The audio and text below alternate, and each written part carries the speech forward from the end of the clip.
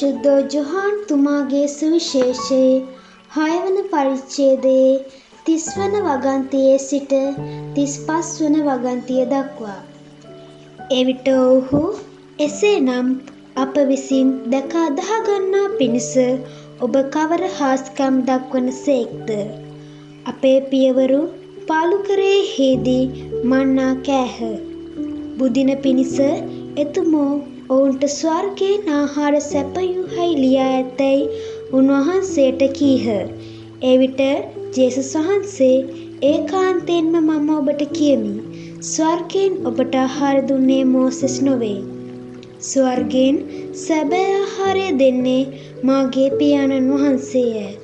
මන්ද දෙවියන් වහන්සේගේ ආහාරය වනාහි ස්වර්ගයෙන් පහළ වී ලෝකයට ජීවනය දෙන ආහාරයයි වදාළසේක.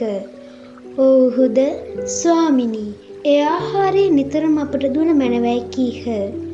ජේසුස් වහන්සේ කතා කොට ජීවනදායක භෝජනය මමය. මා වෙත පැමිණෙන යමෙක් වේද ඔහුට සාගිනි නොවන්නේය. මා දහන යමෙක් වේද ඔහුට කිසි කලෙකත් පිපාස නොවන්නේ යයි වදාළසේක. ස්වාමින් වහන්සේගේ සුභාරංචිය මෙසේය. ක්‍රිස්තුනිය ඔබ වහන්සේට ප්‍රශංසා වේවා.